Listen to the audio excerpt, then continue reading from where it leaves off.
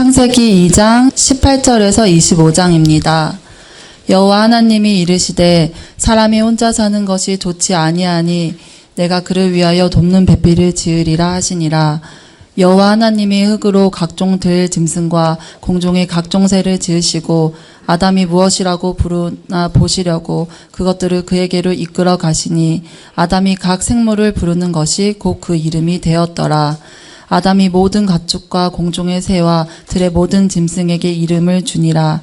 아담이 돕는 배필이 없으므로 여호와 하나님이 아담을 깊게 잠들게 하시니 잠됨에 그가 갈빗대 하나를 취하고 살로 대신 채우시고 여호와 하나님이 아담에게서 취하신 그 갈빗대로 여자를 만드시고 그를 아담에게로 이끌어 오시니 아담이 이르되 이는 내 뼈 중의 뼈요 살 중의 살이라. 이것을 남자에게서 취하였은즉 여자라 부르리라 하니라.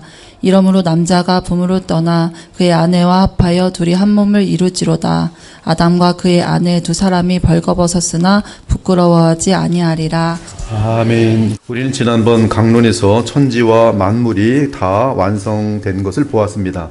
2장으로 건너오면 하나님께서는 사람을 위해 천지와 만물을 다 만드신 후 일곱째 날에 안식하셨습니다. 그리고 그날을 축복하며 거룩하게 하셨어요. 창세기 2장 1절에 3절입니다. 천지와 만물이 다 이루어지니라 하나님이 그가 하시던 일을 일곱째 날에 마치시니 그가 하시던 모든 일을 그치고 일곱째 날에 안식하시니라. 하나님이 그 일곱째 날을 복되게 하사 거룩하게 하셨으니 이는 하나님이 그 창조하시며 만드시던 모든 일을 마치시고 그 날에 안식하셨음이니라. 이 하나님의 안식은 천지와 만물을 다 창조하신 직후부터 존재합니다. 이때 안식은 하나님의 안식입니다. 그러므로 히브리 사도는 이 안식을 하나님께서 내 안식이라 말씀하신 사실을 정확하게 알려주고 있습니다. 따라서 만일 누구든지 하나님과 주의 영으로 연합한다면 그는 하나님의 안식을 맛볼 수 있습니다. 하지만 하나님의 안식은 거룩하고 복된 안식이기에 오직 아버지와 우리 사이의 길이신 그리스도를 믿어야 합니다. 이는 그리스도를 믿으면 우리 주 예수 그리스도의 흠없는 어린 양의 속량으로 죄 문제가 해결되기 때문입니다. 구약시대 사람들은 복음을 담은 하나님의 말씀을 믿고 순종할 때 하나님의 안식을 가리키는 가나안 땅의 안식을 누렸습니다. 이때 하나님의 말씀 중에 가장 중요한 부분은 번제 또는 희생 제사를 통한 어린 양의 속죄였습니다. 물론 믿음으로 속죄함을 받은 후에도 계속 하나님의 말씀에 순종하며 죄를 범하지 않을 때 하나님과의 교통이 유지되며 하나님의 안식을 누릴 수 있었습니다. 신약시대 사람들은 복음을 듣고 믿을 때 곧바로 그리스도의 속량 덕분에 하나님의 안식에 들어갑니다. 물론 불순종하며 죄를 범하면 일시적으로 하나님과의 교통이 소원해지면서 주의 안식을 누리지 못합니다. 그러나 회개하고 그리스도를 의지하고 하나님 앞에 담대히 나아가면 다시 하나님의 안식을 누리게 됩니다. 그러므로 하나님의 안식은 우리가 이 세상에서 호흡이 있는 동안에 그리스도를 믿음으로 누릴 수 있습니다. 또한 우리가 마지막 호흡을 마치고 세상을 떠날 때도 하나님의 품에 안기면서 하나님의 안식을 영원히 누리게 될 것입니다. 그러므로 우리는 히브리서 사도의 당부처럼 늘 하나님의 안식에 들어가기를 힘써야 합니다.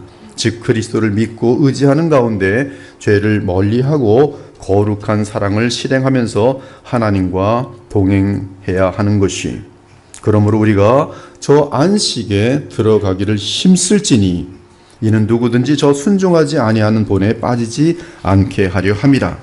그러므로 우리에게 큰 대제사장이 계시니 승천하신 이 곧 하나님의 아들 예수시라. 우리가 믿는 도리를 굳게 잡을지어다. 우리에게 있는 대제사장은 우리의 연약함을 동정하지 못하실 리가 아니요 모든 일에 우리와 똑같이 시험을 받으신 이로되 죄는 없으시니라. 그러므로 우리는 긍휼하심을 받고 때를 따라 돕는 은혜를 얻기 위하여 은혜의 보좌 앞에 담대히 나아갈 것이니라. 아무튼 하나님의 창조 안식은 천지와 만물을 다 이루신 후부터 곧바로 시작되었습니다. 하지만 사람은 죄를 지음으로 하나님의 안식을 잃었습니다. 즉 하나님과의 교통을 잃었어요.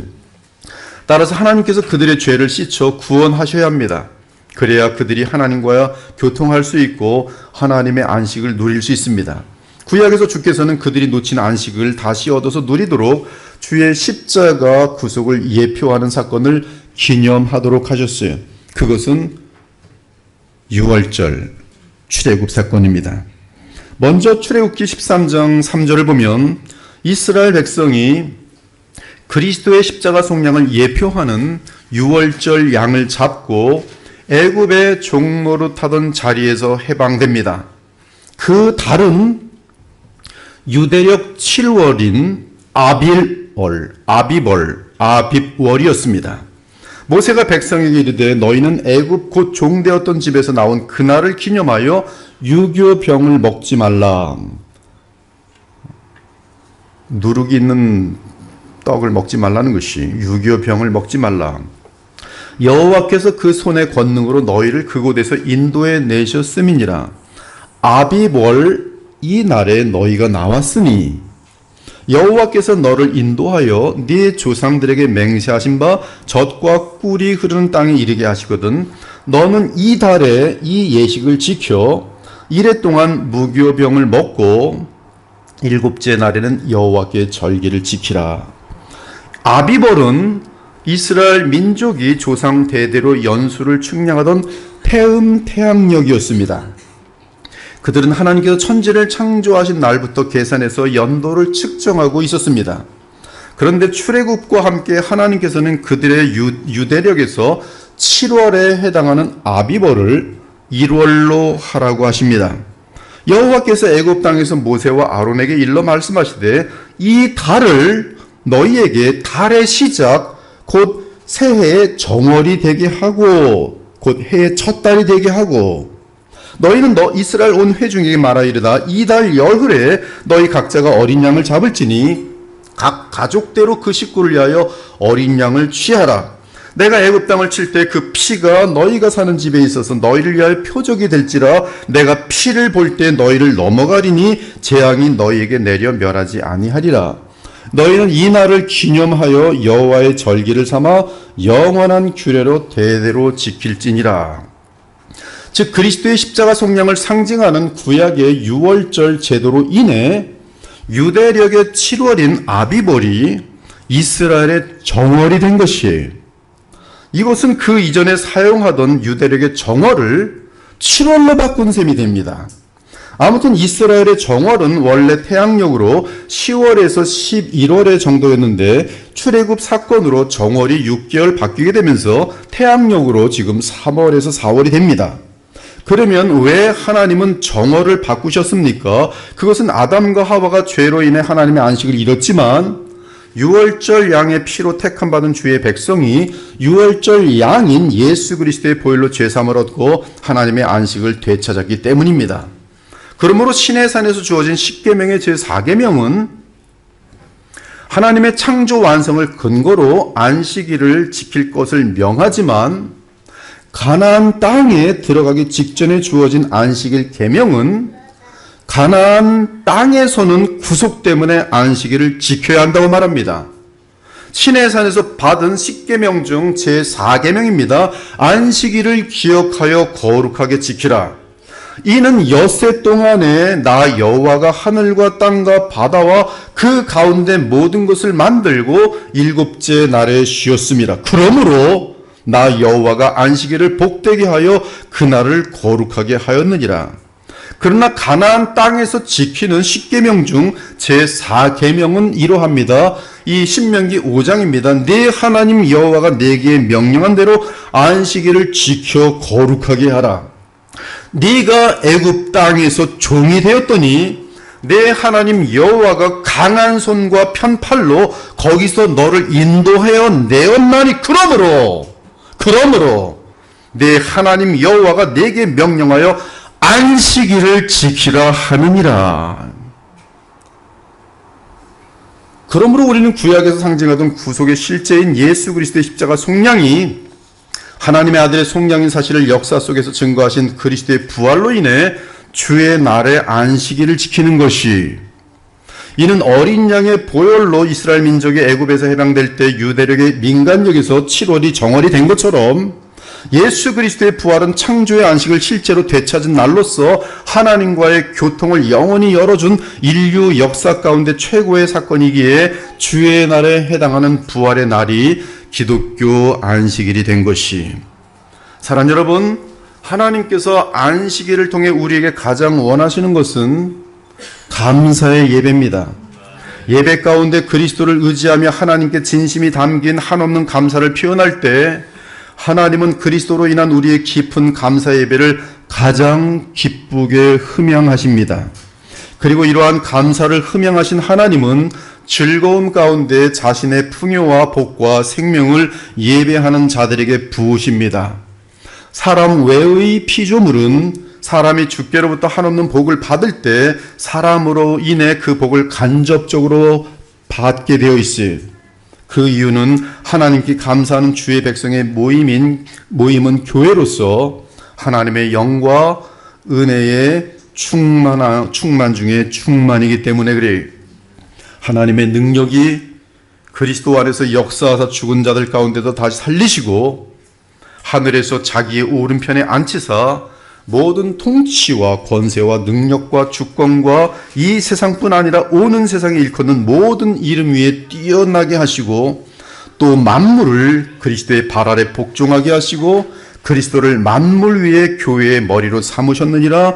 교회는 그리스도의 몸이니 만물 안에서 만물을 충만하게 하시는 이의 충만함이니라.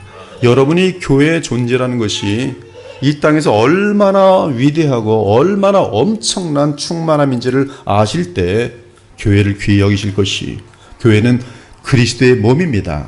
온 만물의 권세와 통치를 갖고 계신 만유의 주이신 예수 그리스도의 몸이에요. 이것은 하나님께서 이 세상을 복주시는 충만 중에 충만이, 그러므로 교회가 주일에 예배로 하나 되어 그리스도 안에서 하나님의 신령한 복락을 차고 넘치도록 받게 될 때에 하늘의 안식을 온 세상에 나누어 줄 수 있게 되는 것이, 그 안식은 다름 아닌 복음 안에서 누리는 하늘의 평강과 기쁨입니다. 사랑하는 여러분, 삶이 헛되지 않기를 바라십니까? 허무와 비참으로 인생을 마무리하기를 원치 않으십니까? 돈을 많이 모았다고 인생이 비참으로 마무리되지 않을 것이라고 생각하십니까? 그것은 오산 중에 오산이, 돈 많은 자들과 권력 있는 자들이 오히려 더 심하게 비참과 허무로 마친다는 사실을 모르십니까? 인생을 헛되게 마치지 않기를 바라십니까? 그렇다면 그리스도 안에서 주의 안식일을 잘 지키기 바랍니다. 그리고 그날 반드시 그리스도를 중보자로 하여 모든 회중과 함께 하나님을 만나 뵙기 바랍니다. 주 하나님을 만나면 우리는 지혜와 거룩함과 생명과 감사와 기쁨과 사랑으로 충만하게 되면서 우리 주 예수 그리스도의 형상을 닮아가게 됩니다. 하나님은 그리스도를 의지하는 주의 자녀들에게 새 언약의 약속대로 한없는 생수의 강을 흘러넘치게 하실 것이, 따라서 주의 날은 결코 참된 신자에게 지루한 날이 될 수 없으며 족쇄를 채우는 그런 두려운 날이 될 수 없습니다. 그날은 하늘의 잔치가 열려서 마음껏 신령한 음식과 음료를 차고 넘치도록 먹고 마시는 날입니다. 그래서 주의 날에 주의 영으로 충만함을 얻고 세상으로 나아갈 때 세상에서 빛과 소금의 역할을 넉넉하고 충실하게 감당할 수 있게 되는 것이, 물론 주의 날을 지키는 것이 구원을 얻는 공로가 될 수는 없습니다. 또는 하나님의 비위를 맞추어 드림으로 내게 불행한 일이 생기는 것을 막는 그런 미신적인 수단도 아닙니다. 참으로 우리의 죄를 사하여 주시기 위해 십자가에 죽으시고 부활하신 우리의 영원한 대제사장이신 그리스도를 통해 하나님 앞에 나아가 성령 안에서 하나님을 만나 뵙는 것이 기독교 안식일의 골자인 것이, 그러므로 예배를 바르게 이해하고 언제나 신령과 진리로 예배하는 복된 신자들이 되기를 바랍니다. 두 번째, 이제 오늘 결혼에 대한 얘기를 하기 전에 찬송 한 장 하고 486장 하고 결혼 들어가도록 할게요. 이 토픽이 완전히 바뀌는 것이기 때문에 이 인터루드가 필요해요. 이 세상에 근심된 일이 많고 이 세상에 근심된 일이 많고 삼가를 올라그나 내 주 예수 날로라 부르시니 곧 평안히 쉬리로다. 창세기 2장 이제 4절 이하를 보면 사람에게는 하나님의 창조 안식이 궁극적인 목적이 아닌 것을 알 수 있습니다. 사람은 호흡이 있는 동안에 믿음으로 그리스도 안에서 하나님의 안식을 누리면서 이 땅에 하나님의 나라를 세우는 이 일에 힘써야 합니다. 죄가 들어오기 전에 에덴 동산은 우리 피조물인 인간을 위한 하나님의 나라였습니다. 그것은 주의 통치가 온전한 거룩한 성전이었어요. 사람이 죄를 범하지 않는 한 그들은 하나님의 통치를 받으며 그분의 지시에 따라 만물을 다스릴 수 있었습니다. 또한 죄가 없는 상태에서 계속 일을 하며 하나님께서 만물 가운데 숨겨놓으신 아름다운 보화를 캐내며 일이 보화를 캐내는 거예요. 보화를 캐내며 한없이 즐거워할 수 있습니다. 여러분들은 보물찾기를 얼마나 즐거운지 알고 있잖아요. 그러면서 따로 구별된 날에는 더욱 하나님과의 교제와 연합에 전심을 다하며 하나님의 안식을 한량없이 누릴 수 있었습니다. 또한 에덴 동산은 첫 가정이 생겨난 곳입니다. 이는 하나님 나라가 이 땅에 매우 작은 규모로 선 것을 뜻합니다. 그곳은 천국이었고 낙원이었으며 하나님이 왕으로 계셨고 완전한 질서와 평화가 있었고 또한 거룩한 예배가 이를 통해서나 안식일을 통해서나 항상 하나님께 드려졌습니다. 이와 함께 주의 영광은 에덴 동산에 충만했습니다. 그러므로 창세기는 하나님 나라에 대한 기사로 집중하게 됩니다. 그래서 이제 4절 이하를 보면 하나님의 안식은 창조와 관련하여 영원히 존재하지만 사람을 위해서는 주께서 이 땅에 하나님 나라를 세우시는 것이 그분의 궁극적인 목적인 것을 알 수 있어요. 자, 4절을 보면 창세기 내에서 단락을 나누는 가장 중요한 단어가 하나 등장합니다. 그 단어는 히브리어로 톨레돗. 한번 쫓아보죠. 톨레돗. 그래야 그리스도의 보혈교회다운 성도예요. 그 단어는 히브리어로 톨레돗인데 이 단어는 인류의 발전과 택한 백성의 발전을 중심으로 창세기를 나눕니다. 그래서 아담의 톨레돗, 노아의 톨레돗, 노아의 아들들의 톨레돗, 셈의 톨레돗, 데라의 톨레돗, 이스마엘의 톨레돗, 이삭의 톨레돗, 이 계보라고 보통 번역했는데 에서의 톨레돗, 야곱의 톨레돗 등 총 10개의 톨레돗이 창세기에 있습니다. 그런데 4절은 인류에 대해 이 단어를 쓰지 않고 놀랍게도 하늘과 땅을 향해 톨레돗이라는 단어를 처음으로 사용합니다. 개역개정은 톨레돗을 내력으로 번역하여 하늘과 땅의 내력이라고 하였습니다. 그런데 이 톨레돗이라는 단어로 묘사하는 하늘과 땅은 정관사가 없어요. 반면 그 앞에 천지가 창조될 때의 하늘과 땅은 정관사가 있습니다. 정관사가 있는 하늘과 땅은 구체적으로 땅과 세 종류의 하늘을 의미합니다. 하지만 톨레돗과 관련한 하늘과 땅은 아담과 직접 관련한 하늘과 땅인 것을 알 수 있어요. 그것은 1장 8절에 나옵니다. 창세기 1장 8절에 보니 정관사가 없는 하늘이란 말이 처음 나와요. 하나님이 궁창을 하늘이라 부르시니라. 따라서 정관사가 없는 하늘은 궁창 중의 대기권을 의미하며 그곳은 땅과 더불어 사람과 동물과 새 등 호흡할 수 있는 생물을 위해 마련된 공간인 것을 알 수 있습니다. 이 사실은 정관사가 없는 하늘을 원어로 창세기에서 다 찾아보면 더욱 분명하게 나옵니다. 그리고 곧바로 5절은 사람의 기원이며 삶의 토대인 땅에 대해 묘사합니다. 여호와 하나님이 땅에 비를 내리지 아니하셨고 땅을 즉 땅을 경작할 사람도 없었으므로 들에는 초목이 아직 없었고 밭에는 채소가 나지 아니하였으며 안개만 땅에서 올라와 온 지면을 적셨더라. 이에 주께서 사람을 만드셔서 이 들과 밭에서 일을 시키려는 뜻이 있음을 분명하게 보여주는 내용입니다. 따라서 하나님은 이 5절과 6절 다음에 곧바로 땅의 흙으로 사람을 만드십니다. 무엇하려고? 경작하려고.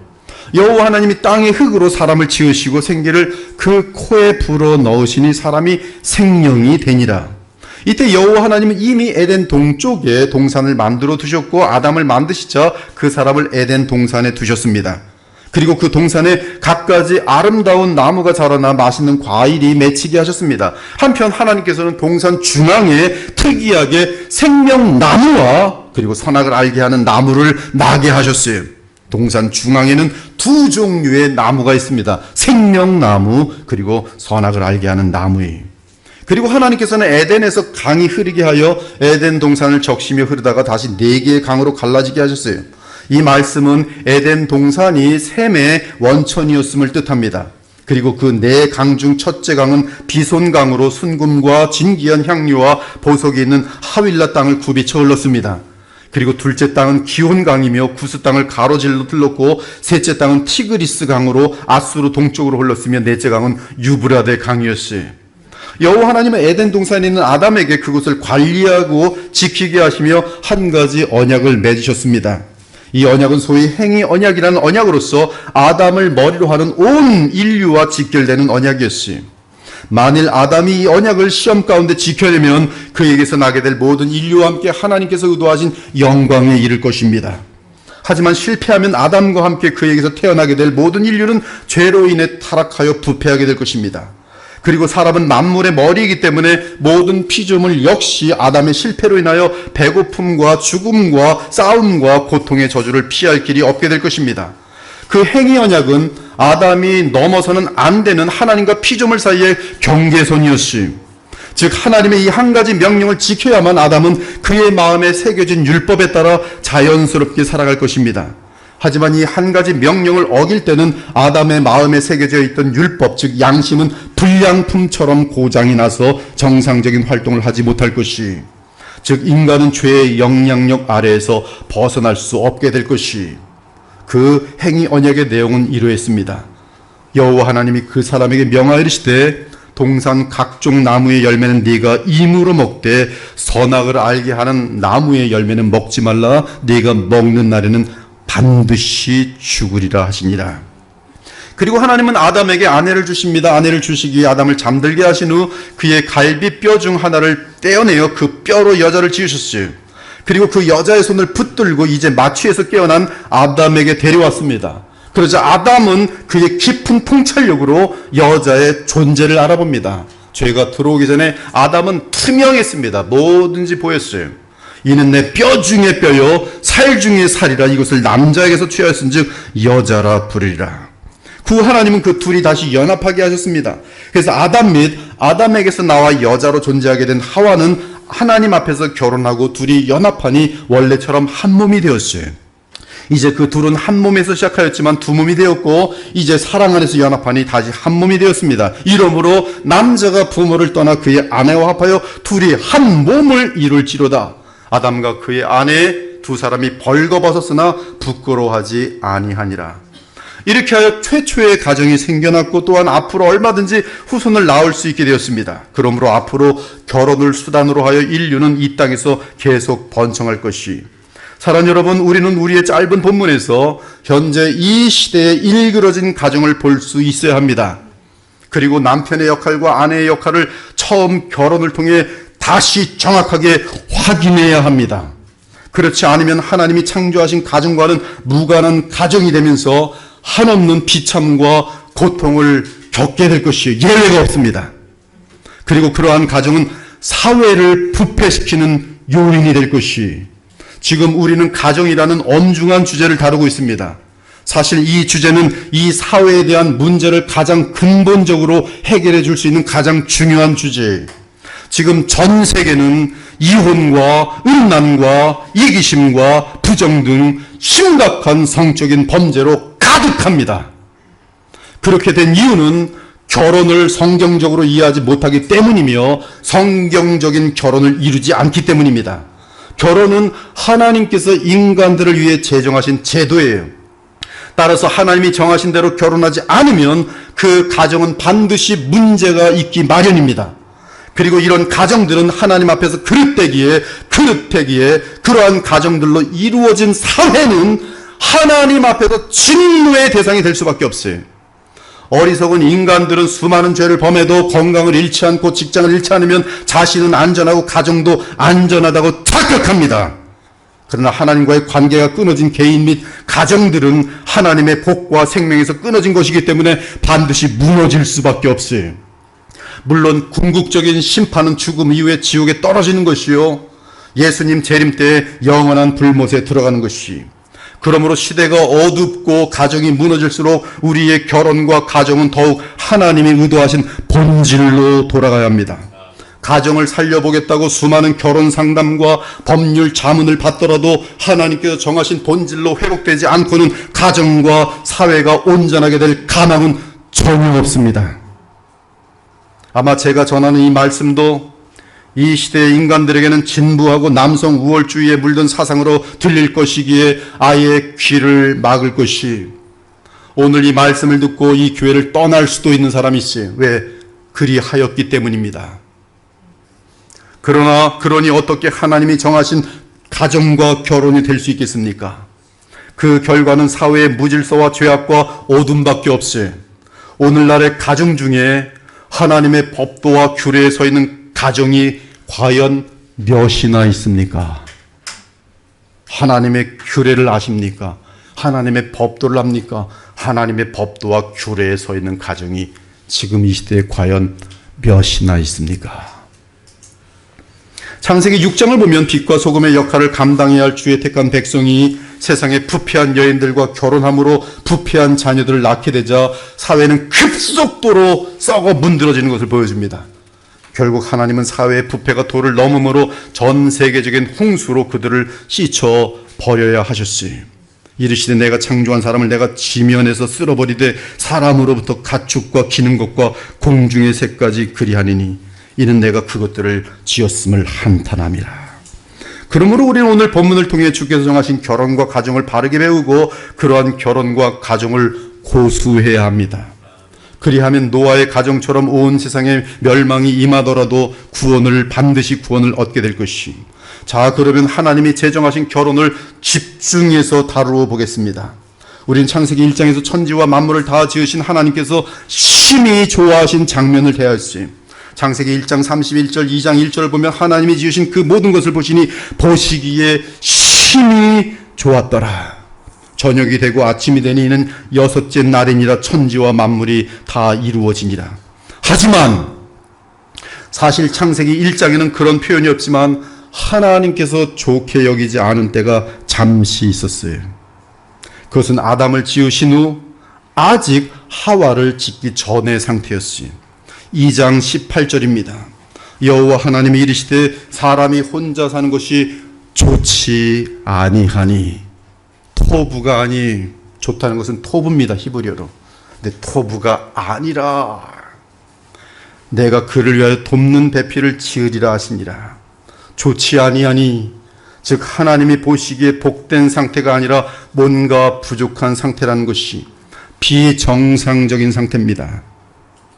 뭔가 인류와 만물의 머리인 아담의 삶에 채워지지 않은 것이 있지. 무엇이 그런 상태입니까? 아담만 혼자 있는 상태. 아담이 혼자 사는 것이 하나님께 좋아 보이지 않았어요. 많은 부모들이 아들이 나이가 많은데도 장가가지 않고 집에 있는 모습을 보면 그리 보기 좋지 않습니다. 그래서 부부간에 한소를 씁니다. 제 아들이 빨리 더 늙기 전에 빨리 장가가야 될 텐데. 들리지 않게 하죠. 들리면 화를 내니까. 아브라함도 이삭이 나이가 계속 많아지자 결국 하나님께 기도를 드리고 이삭의 아내를 얻어주었습니다. 마찬가지로 하나님께서도 아담을 지으시고 그에게 아직 짝이 없는 것을 보실 때 보기가 좋지 않으셨어요. 그래서 하나님은 계획을 세우십니다. 내가 아담을 위하여 돕는 배필을 지으리라. 이 부분은 매우 중요하기 때문에 원어로 더 깊게 연구할 필요가 있습니다. 사실 이 부분은 아내의 존재가 무엇인지를 정의하는 내용을 담고 있기 때문입니다. 개역개정은 아내를 아담을 위하여 돕는 배필이라고 번역했습니다. 20절도 똑같은 원어가 사용되고 있습니다. 그 원어는 이제르 크네게도라고 되어 있어요. 이제르는 성경 전체에서 살펴보니 돕는다는 뜻으로 일관된 것을 발견할 수 있습니다. 즉 다른 뜻이 될 수 없어요. 돕는 것이. 따라서 이 의미는 헷갈리지 않습니다. 아내는 남편을 돕는 자입니다. 한편 큰의 계도는 전치사 크와 전치사 네게드 그리고 남성형 전미사 오가 붙어있는 단어입니다. 크는 뭐뭐가 같은 동등한이라는 번역이, 남성형 전미사 오는 아담이니까 일단은 아담과 동등한 또는 아담과 같은 돕는 자입니다. 하지만 아직 네게드를 고려하지 않았어요. 이 네게드는 원어 사전을 찾아보면 바로 앞에 있는, 마누라가 바로 앞에 있다는 뜻이 마누라, 바로 앞에 있는, 항상 보이는 부분은 항상 보여야 돼요. 똑같은, 짝이 맞는, 남성과 남성은 짝이 안 맞습니다. 여자와 여자는 짝이 안 맞아요. 이게 애들도 합니다. 짝이 맞는, 즉 네게드는 아담과 대등하면서 아담에게 딱 맞는 이란 뜻이. 그러므로 큰의 계도를 다 풀어내면 아담과 동등하며 아담과 딱 맞는, 아담과 항상 함께 있고 항상 앞에 보이는 아담과 같은 짝이란 뜻입니다. 그러므로 이재료와 합치면 아담과 동등하며 아담과 딱 맞는, 아담과 항상 함께 있고 항상 앞에 보이는 아담과 같은 짝으로서 돕는 자예요. 이 의미는 20절을 보면 더욱 분명해집니다. 하나님께서 흙으로 지어서 데려오시는 각종 들짐승과 공중의 각종 새들은 아담과 동등하지 않으며 아담과 딱 맞지 않았어요. 그러므로 아담의 돕는 배필이 될 수 없었습니다. 무엇보다 아담의 돕는 배필이 되려면 하나님의 형상으로 지음받아야 합니다. 이에 1장에서는 그 내용이 계속 강조되었던 것이, 하나님이 자기 형상 곧 하나님의 형상으로 사람을 창조하시되 남자와 여자를 창조하시고, 이로보건대 아담의 돕는 배필에게 가장 중요한 부분은 하나님의 형상인 것을 알 수 있습니다. 그러나 동물들은 그 부분이 없습니다. 아무튼 하나님은 아담의 돕는 배필을 지으시는데 처음에는 동물들을 지으셨습니다. 그래서 19절을 보면 하나님께서 아담을 돕는 배필로 각종 들짐승과 공중의 각종 새를 지으십니다. 얼마나 아름답게 지으셨겠어요. 그리고 그것들이 아담에게 돕는 배필이 될 수 있는지 확인하시려고 그것들을 이끌어 아담에게 데려가십니다. 그러면 놀랍게도 죄가 없는 상태의 아담은 정확하게 봅니다. 그리고 만족하지 않아요. 아담아, 이 동물은 마음에 드니? 돼지예요.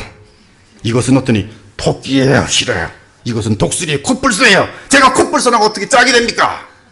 여호와 하나님이 흙으로 각종 들짐승과 공중의 각종 새를 지으시고 아담이 무엇이라 부르나 보시려고 그것들을 그에게 이끌어 가시니 아담이 각 생물을 부르는 것이 곧 그 이름이 되었더라. 이처럼 하나님께서 주의 놀라운 솜씨로 흙으로 아무리 많은 작품을 만들어내도 아담이 계속 퇴짜를 놓는 것이, 이 사실이 20절의 표현입니다. 아담이 모든 가축과 공중의 새와 들의 모든 짐승의 이름을 주니라. 아담이 돕는 배필이 없으므로, 즉 아직까지 아담의 마음에 드는 돕는 배필이 없다는 뜻이, 우리는 죄가 들어오기 전에 아담이 왜 동물들을 자기의 배필로 삼는 것을 거절했는지를 생각해 봐야 해요.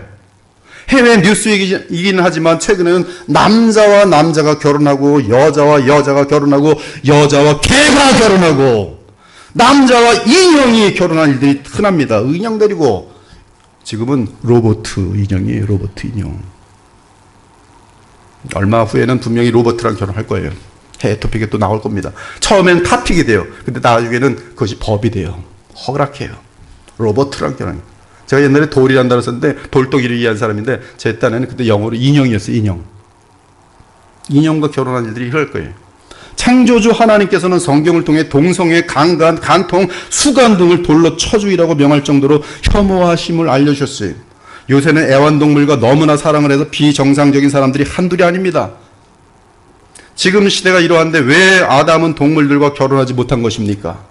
그 대답은 하나입니다. 아담은 하나님의 형상대로 지음받았기 때문에 오직 동일하게 하나님의 형상대로 지음받은 또 다른 짝이 있어야 했던 것이, 그러나 수많은 동물 중에는 그것들이 아무리 사람과 유사해도 아담처럼 하나님의 형상대로 창조된 동물은 없었습니다.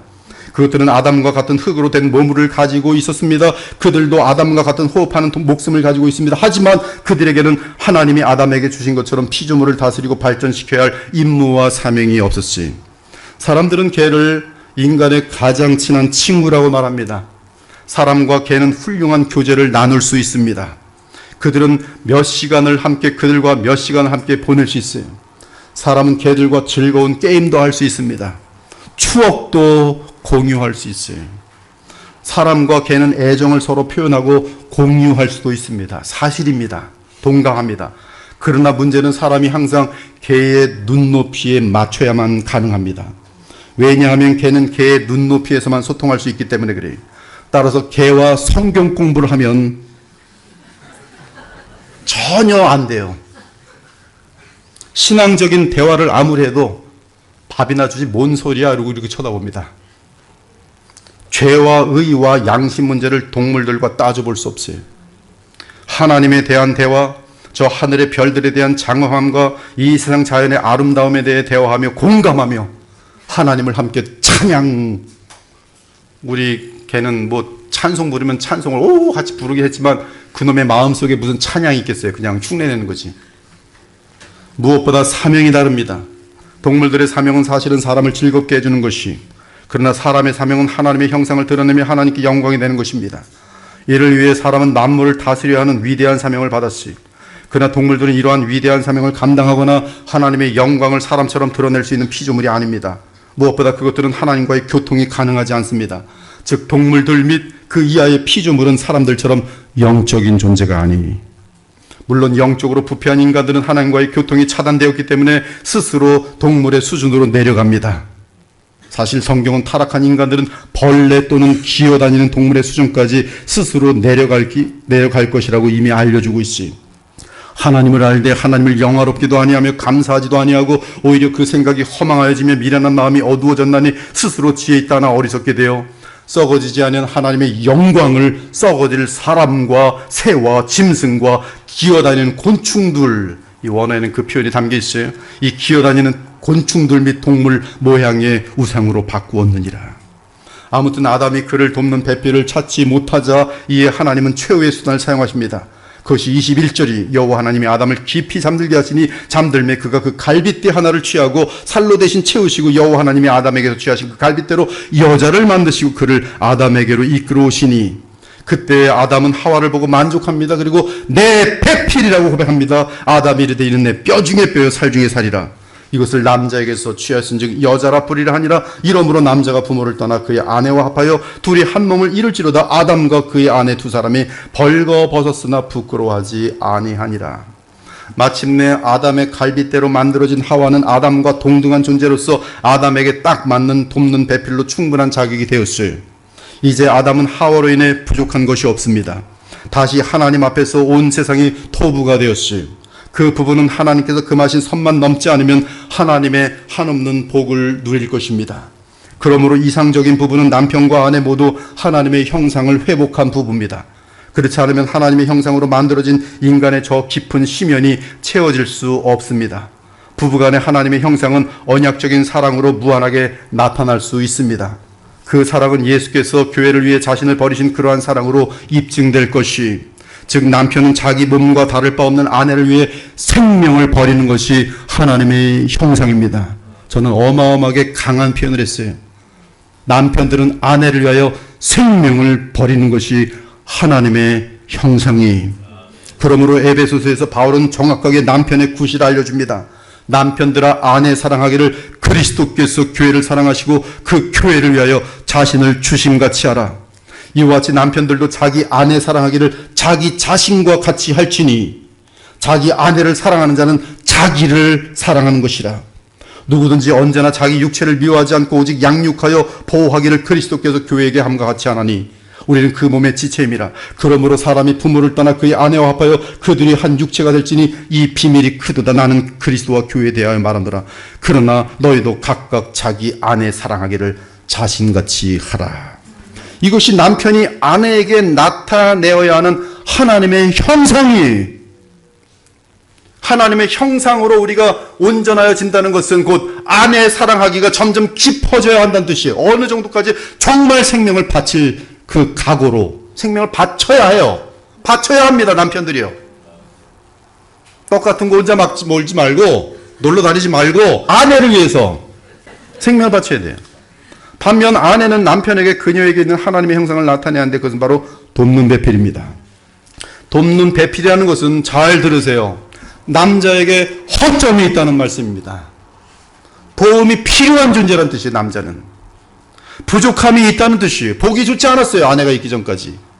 그러므로 돕는 배필이라는 사명을 알지 못하면 아내는 남편의 허점을 보며 멸시하고 조롱하게 됩니다. 사실 하나님은 여인을 남성보다 더 탁월하게 지으셨어요. 동물과 남자는 흙으로 지으셨지만 여자는 남자의 갈비뼈로 지었어요. 흙과 먼지와 갈비뼈가 같습니까?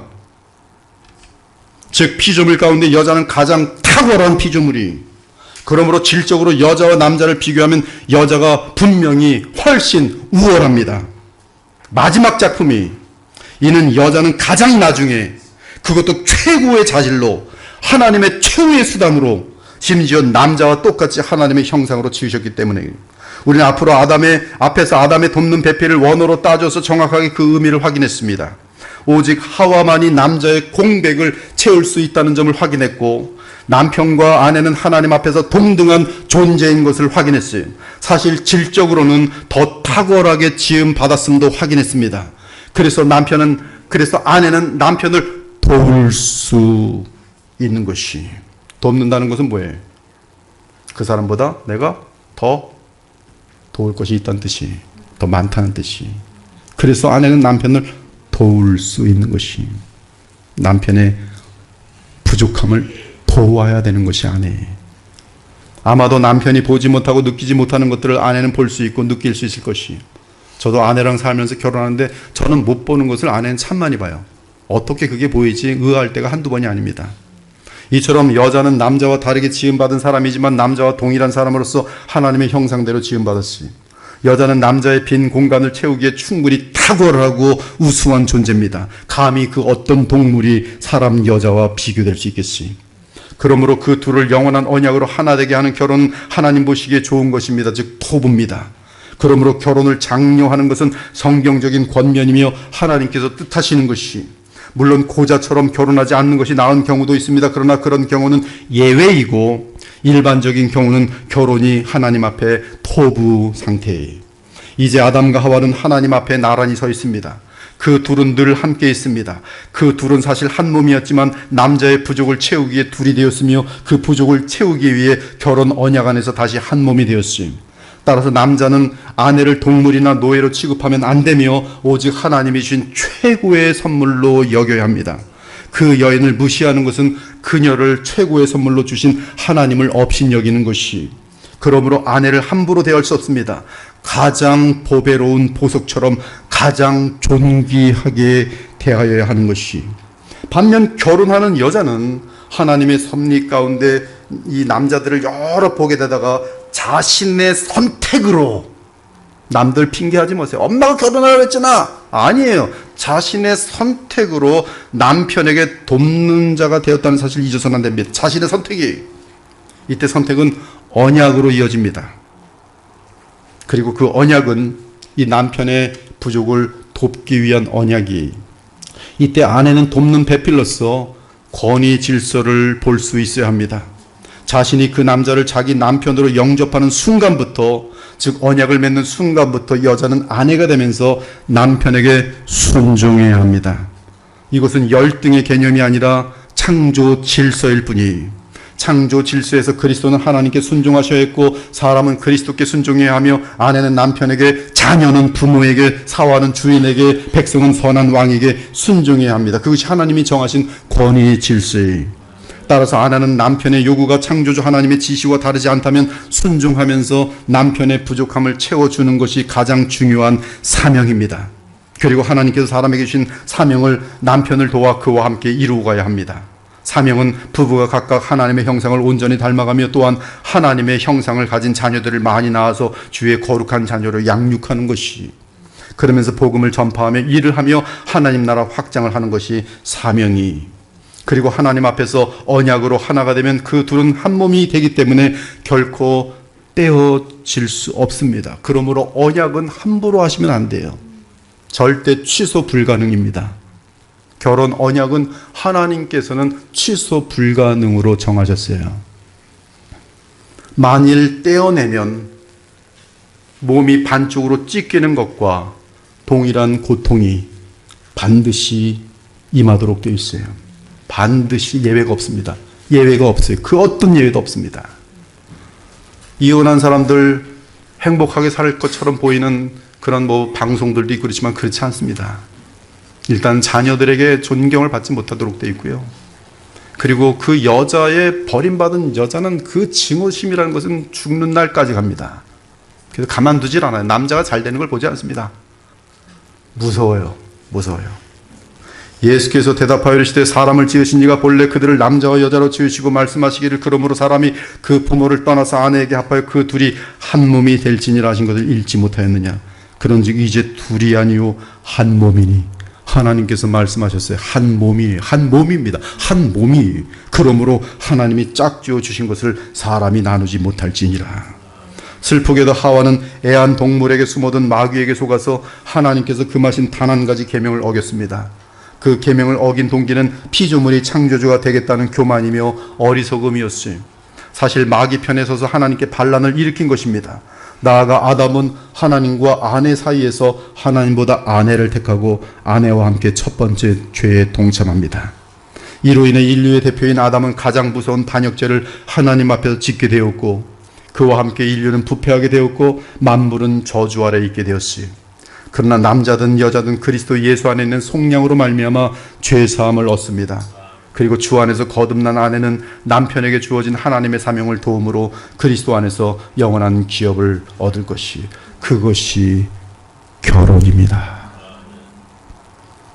그러므로 남편은 자기 생명을 다해 아내를 사랑할 것이요 아내는 그러한 남편의 부족함을 채워 하나님의 형상을 온전히 회복하도록 도와야 할 것입니다. 그러면서 부지런히 함께 일하며 자녀를 낳으며 하나님께서 사람에게 맡기신 전 우주적인 거룩한 사명을 감당해 나가야 할 것이 그리하면 이 땅에서도 하나님께서 많은 복을 주실 것이며 또 그 둘이 하나님 앞에 섰을 때 영원한 기업도 함께 받게 될 것이 아내들이여 자기 남편에게 복종하기를 주께 하듯하라. 이는 남편이 아내의 머리됨이 그리스도께서 교회의 머리됨과 같음이니 그가 바로 몸의 구주시니라. 이 비밀이 크도다. 그러므로 너희도 각각 자기 아내 사랑하기를 자신같이 하고 아내는 자기 남편을 존경하라. 하나님의 말씀이 오늘 이 두 가지 주제, 예배가 무엇인지 그리고 결혼이 무엇인지 하나님의 말씀을 잘 받들어서 목사님 마음대로 살고 나는 내 마음대로 살 겁니다. 살아보십시오.